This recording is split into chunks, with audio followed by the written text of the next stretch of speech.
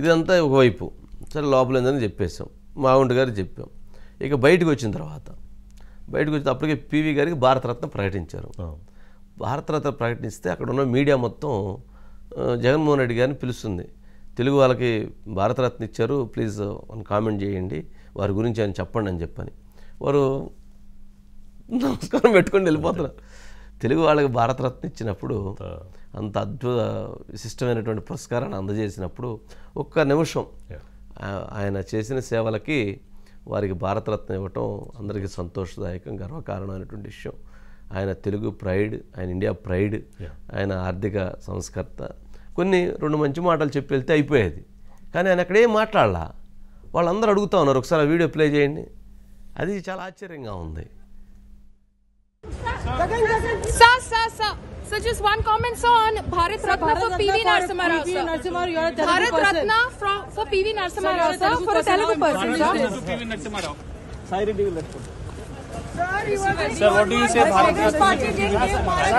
Mr. Reddy, how? Sir, he was a stalwart. How do you see? Do you think that is he going to become the next CM? Do you think he is ready to become the next CM?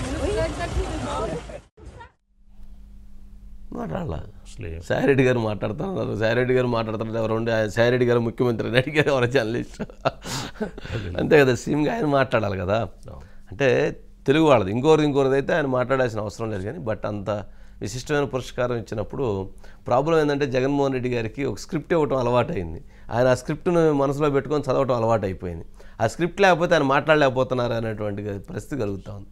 కనీసం లోపల నుంచి వచ్చిన భారతరత్న ఇచ్చారంటే media అడుగుతారు, brief చెప్దామండి అని చెప్పని సాయిరెడ్డి గారు అయినా రెండు మాటలు చెప్పాలి కదా, చెప్పించాలి కదా. అంటే అక్కడ రేపు చెప్తే ఏముండిద్ది, రేపు చెప్తే అది వేరు. కానీ అక్కడ చెప్తే ఆయనకి పివి నరసింహారావు గారికి గౌరవం ఇచ్చినట్టు. లేదా పివి నరసింహ గారి విషయంలో మరి జగన్మోహన్ రెడ్డి గారికి ఏమైనా అసంతృప్తి ఉందా, లేదా ఆయన విషయంలో ఆ రోజు రాజశేఖర రెడ్డి గారికి విమర్శ వచ్చింది ఆయన దహన సంస్కారాల విషయంలో, అందుకని చెప్పి ఆయన ఏమైనా కొంత అసంతృప్తితో ఉండి ఆయన గురించి మాట్లాడటం ఇష్టం లేక మాట్లాడలేదని.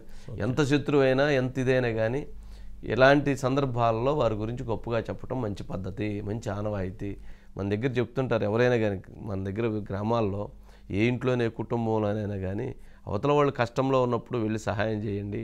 మంచిగా వాళ్ళు ఏదన్నా పండగ ఇబ్బంది, ఏదైనా సంతోషంగా ఉన్నప్పుడు వెళ్ళకపోయినా పర్వాలేదు, కానీ కష్టంలో ఉన్నప్పుడు పోయి ఆదుకోండి అని చెప్పని మన సమాజంలో ఉన్నటువంటి ప్రజలు ఎందుకు చెప్తుంటారు, పెద్దలు ఎందుకు చెప్తుంటారంటే అదొక ఇది, ఒక ఒక మంచి ఒక ఉన్నత స్థానాన్ని సాధించినప్పుడు అప్రిషియేషన్ చేయమంటారు.